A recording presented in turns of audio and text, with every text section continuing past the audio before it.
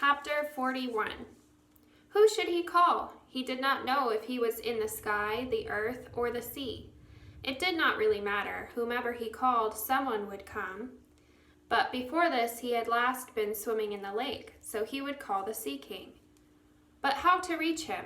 None had heard his cries. However, even to his own ears, his bellows seemed muffled. Perhaps outside this golden emptiness, his sounds were stifled to silence. He would have to send a message directly. The black tortoise hesitated. Was it the only way? It would not hurt him, and he would heal immediately, he knew, but still it was unpleasant. He looked around and again saw only the bare brilliance. He twisted his arms and legs, feeling the emptiness. Yes, it was the only way. Very well.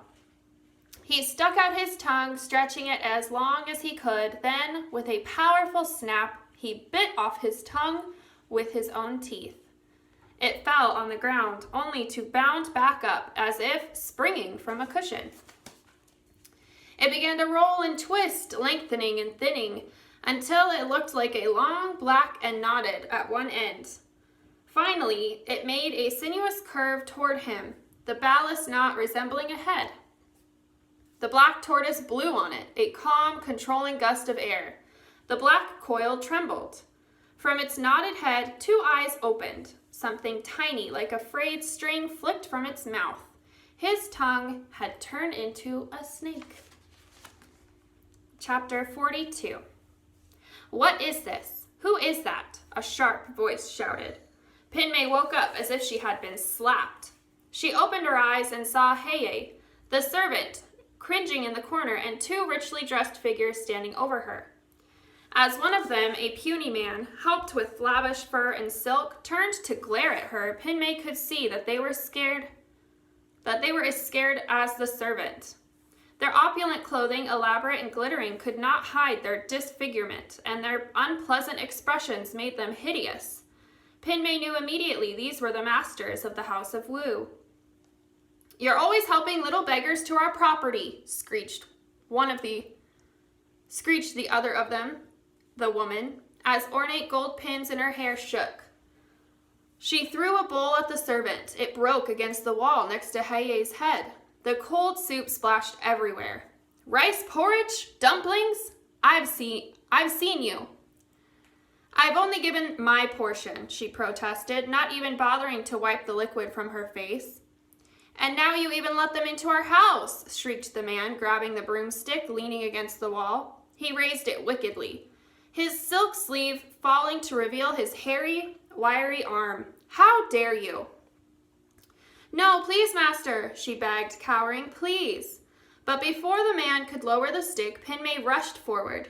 Stop, she screamed, placing herself between the man and Heye. Stop it. The man sputtered in shock and outrage, and Pinmay could only stare back. He looked more like an animal than a man.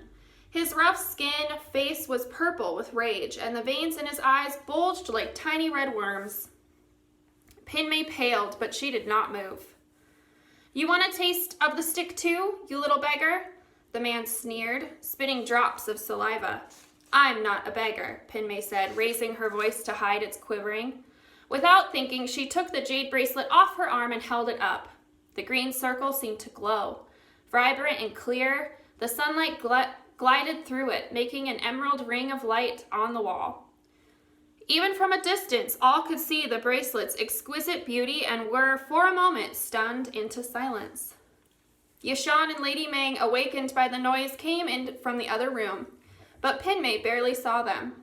Her eyes were fixed on the masters of the House of Wu. Their heads looked small, sticking out of their extravagant fur collars, but their mouths were wide open.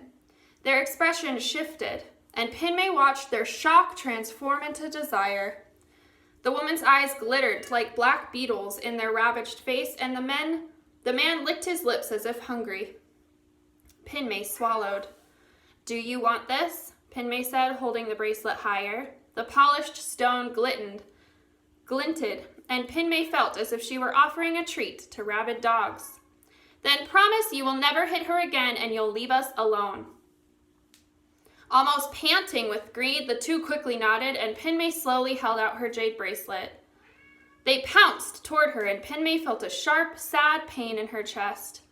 How often had she clung to that bracelet, the jade so pure and clear, like Amma's voice waking her in the morning, and the cool, strong stone like Amma's hand steadying her across the ice.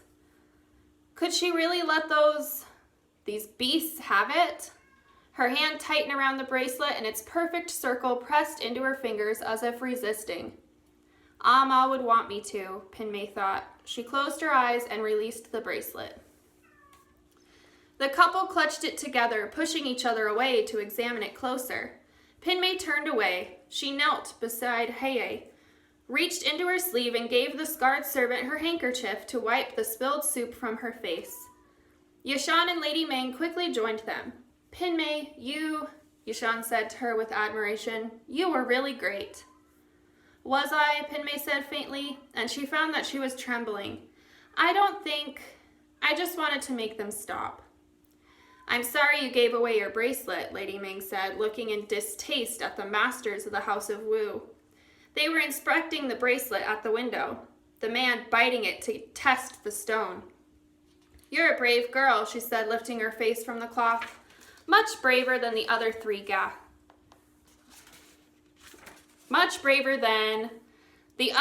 gasped. She stopped at the sound and saw they were looking at her. Your face, Pinmay breathed. Your scars are gone. It was true. The raised white scars had disappeared. Instead, the woman's face was as smooth as the inside of a seashell. My scars? Heye said. Her fingers stroked the even skin on her face in disbelief. She opened her other hand, and from Pinmay's handkerchief, hundreds of rice grains fell to the floor like a sudden rain shower. But it wasn't Pinmay's handkerchief. Pinmay cried out in astonishment. It was the paper of answers.